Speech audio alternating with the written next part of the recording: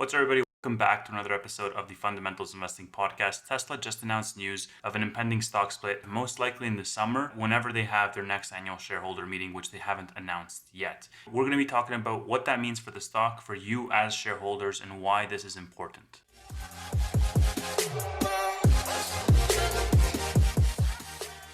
Tesla put out this tweet on March 28th asking shareholders to vote to authorize additional shares to enable a stock split. They highlighted that their intention is to do a stock split, but they can't do that without authorizing additional shares, and they need board approval for that. The stock was up 8% on the news, and a lot of people got excited. It started an upward momentum for Tesla. The stock has been up something like 20 to 30% in the last couple of weeks from their lows in the 700s range. They released an 8K on the same date, March 28th, where they laid out their plans on how this would work. I'm going to attach this 8K in the description below, but the long story short is that the company is going to enable a stock dividend to essentially have their stock split. So what does that mean? Normally, the dividends that you're familiar with are called cash dividends. You receive a form of money as payment, essentially, or reward for holding a stock. A stock dividend, by contrast, you would be receiving stock for holding a stock. So let's say Tesla decides to do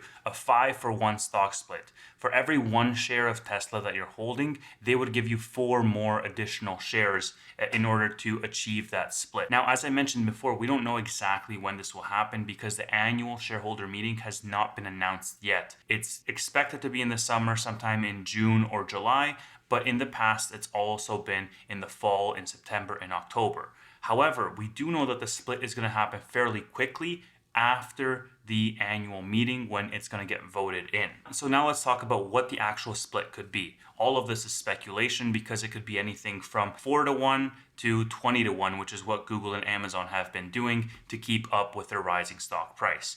The takeaway here is that the lower the split amount, the more it opens the door for future splits. Because if they split their stock, let's say 4-to-1 or 5-to-1, just like their 2020 stock split, every 2 or 3 years, as the stock price keeps going up, they need to be splitting that stock again. But if they split their stock to be 20-to-1, it's going to be a long time until Tesla actually splits their stock again. Keep in mind that the last split, 5-to-1, the stock has more than doubled since that time. So now let's go into why this is important. And there's really 4 reasons why this is really important. Number 1, it's that companies that split their stock are more affordable. And as a result, they outperform the index over the long run since people are able to buy that company more frequently. Number 2 is it helps the employees of that company purchase shares and build a position over time as opposed to this one and done purchase of $1,000. Number 3, options are much cheaper if the underlying stock value is cheaper.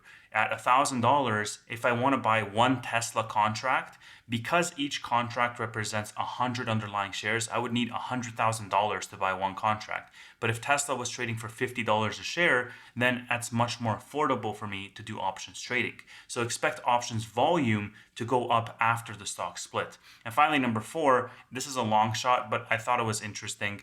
The Dow Jones Industrial Average is price weighted, which means that Tesla could potentially be invited to the Dow Jones Index at a much lower price. I seriously doubt that they will, but it's a possibility, right? It could happen. Finally, on the point of stocks skyrocketing after the stock split, let's take a look at Tesla's 2020 stock split, where they split 5-for-1, how that performance has been. The company jumped 12% the day the actual stock split, but they skyrocketed more than 80% leading up to that event. Similarly, Apple also did a 4-to-1 stock split during the same time period, and they went up more than 34% leading up to that event. After that stock split took place August 31st, Tesla's been more than double. So all in all, it's about a 3x since 2020. Now, a lot has happened with regards to Tesla in terms of the business fundamentals and the actual productivity of the underlying business. But going back to my original point, Tesla stock was up 8% a couple of days ago, where they said we're going to take a vote to potentially have a stock split. The date was undisclosed.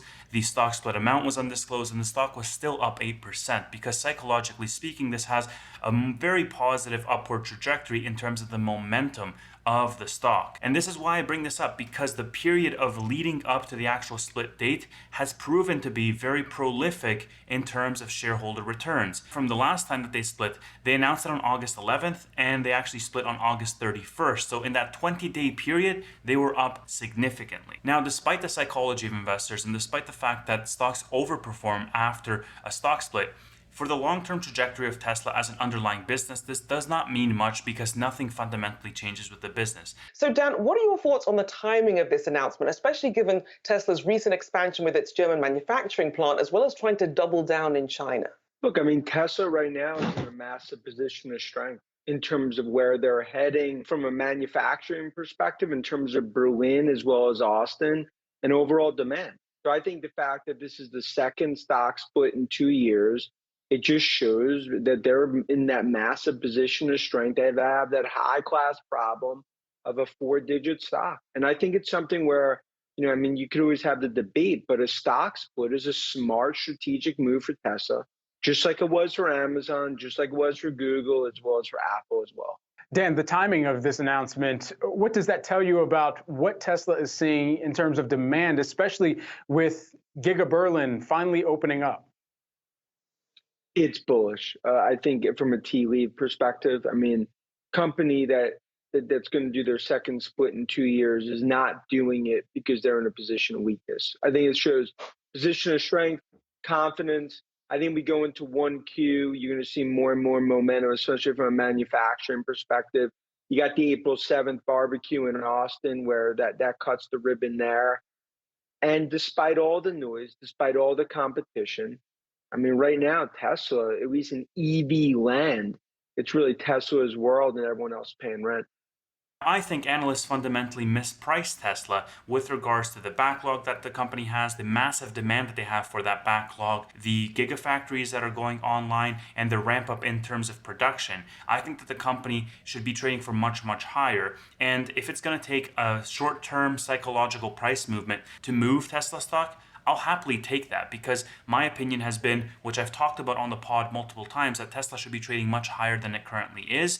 And in the long term, the market cap potential and the growth rates of this company will carry it much higher. So while a stock split changes nothing fundamentally about the company, it is massively good news for the stock price of that company. We're going to know more information very soon when the annual shareholder date for this year, 2022, is announced, and we can actually attach catalyst dates to Tesla's stock price. But even right now, we see the stock price is increasing very quickly. I expect it to keep going up, especially leading up to the stock split and shortly after that. For right now, this is the Fundamentals of Investing podcast. Thank you so much for listening.